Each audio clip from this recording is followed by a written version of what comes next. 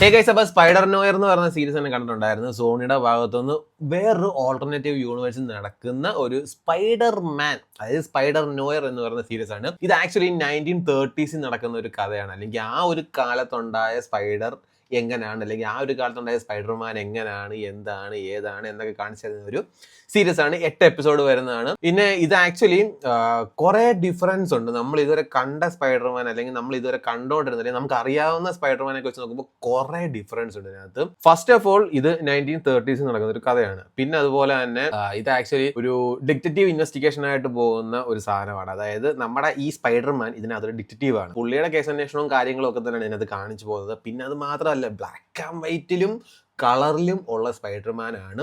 So ഇത് നിങ്ങൾക്ക് 2 രീതിയിൽ നിങ്ങൾക്ക് സ്വിച്ച് ചെയ്ത് കാണാൻ പറ്റുന്നതാണ്. ആമസോണിൽ അതിനുള്ള ഓപ്ഷൻസും കാര്യങ്ങളൊക്കെ ഉണ്ട്.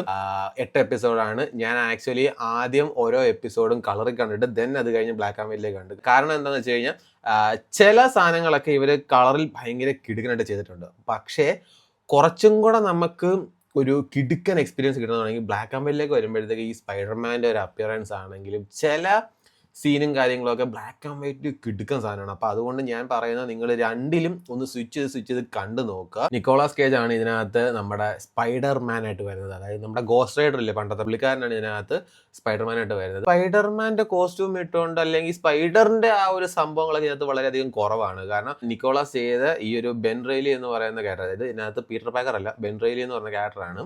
സോ പുള്ളിക്കാരൻ്റെ ഇൻവെസ്റ്റിഗേഷനും കേസ് അന്വേഷണവും അങ്ങനെയുള്ള കുറച്ച് കാര്യങ്ങളൊക്കെയാണ് കൂടുതലൊരു ഫോക്കസ് ചെയ്തേക്കുന്നതും പ്രിഫർ ചെയ്തേക്കുന്നതും. ഇത് ആക്ച്വലി 1930s ഫസ്റ്റ് വേൾഡ് വാറിന് ശേഷം ഉള്ള കുറച്ചധികം സാധനങ്ങളൊക്കെയാണ് കാണിക്കുന്നത്. പിന്നെ അത് മാത്രമല്ല, ഈ സ്പൈഡർമാൻ ആകുന്ന ഒരു സാധനം ഉണ്ടല്ലോ, നമ്മുടെ നോർമൽ സ്പൈഡർമാനകത്ത് ഒരു ചെലതി വരുന്നു, കടിക്കുന്നു, ദെൻ അത് കഴിഞ്ഞിട്ട് പുള്ളിക്കാരന് അങ്ങനെ സാധനങ്ങളൊക്കെ ആവുന്നതല്ലേ. പക്ഷെ ഇതിനകത്ത് വരുമ്പോഴത്തേക്ക് വേറൊരു വെറൈറ്റി സാധനം, അതായത് ഈ വേൾഡ് വാറിൻ്റെ സമയത്തുള്ള ഒരു സിറ്റുവേഷൻ, ദെൻ അവിടുന്ന് വേറൊരു രീതിക്ക് പുള്ളിക്കാരൻ സ്പൈഡർമാൻ ആകുന്നതൊക്കെയാണ് കാണിക്കുന്നത്. ദെൻ അവിടുന്ന് തന്നെയാണ് ഈ വില്ലന്മാരുടെയും ഒറിജിൻ ഉണ്ടാകുന്നത്. അതായത് സെയിം ടൈം സെയിം പ്ലേസ് ഈ സ്പൈഡർമാനും ഈ വില്ലന്മാരും ഒക്കെ ഉണ്ടാകുന്നത് സെയിം പ്ലേസ് തന്നെയാണ്.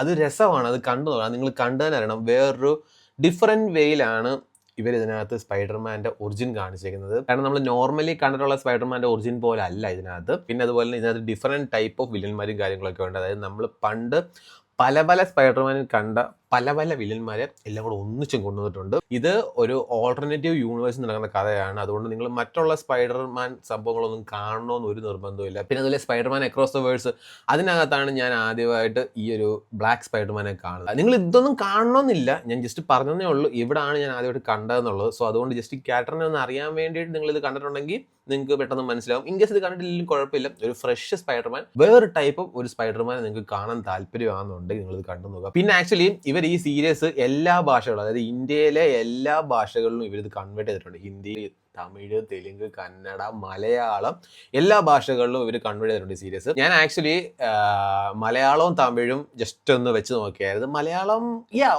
ഓക്കെ ബട്ട് എനിക്ക് കുറച്ചും കൂടെ ഇൻട്രസ്റ്റിംഗ് ആയിട്ട് തോന്നിയത് തമിഴാണ്. തമിഴ് രസമുണ്ട് കേൾക്കാനായിട്ട്. കോമഡി ഒക്കെ ആയിട്ട് നിങ്ങൾക്ക് കിട്ടണമെന്നുണ്ടെങ്കിൽ തമിഴായിരിക്കും കുറച്ചുകൂടെ ബെറ്റർ. പെർഫോമൻസിനെ കുറിച്ച് പറയുകയാണെങ്കിൽ പുള്ളിക്കാരൻ കിടുക്കനായിട്ട് ചെയ്തിട്ടുണ്ട്. പിന്നെ ഈ സ്പൈഡർ കോസ്റ്റ്യൂമിൽ വരുമ്പോഴത്തേക്ക് പുള്ളിയല്ല, എല്ലാം ഡ്യൂപ്പ് തന്നെയാണ്. നമുക്ക് എവിഡൻ്റ് ആയിട്ട് നമുക്ക് അറിയാൻ പറ്റും.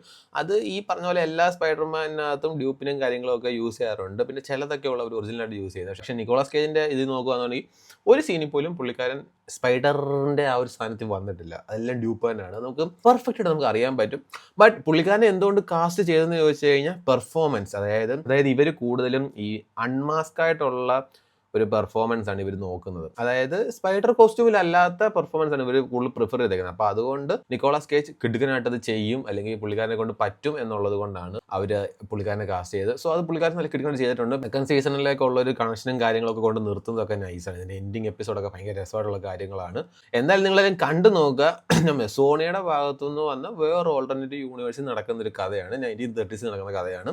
അപ്പോൾ എന്തായാലും എല്ലാവരും കണ്ടു നോക്കുക. ഒരു adventure, action, crime, super drama, fantasy, mystery, investigation ഒക്കെ കൂടെ ഉള്ള ഒരു സീരീസ് ആണ് സുഹൃത്തുക്കളെ. സോ അതാണ് സ്പൈഡർ നോയർ എന്ന് പറയുന്ന സീരീസിനെ കുറിച്ച് എനിക്ക് പറയാനുള്ളത്.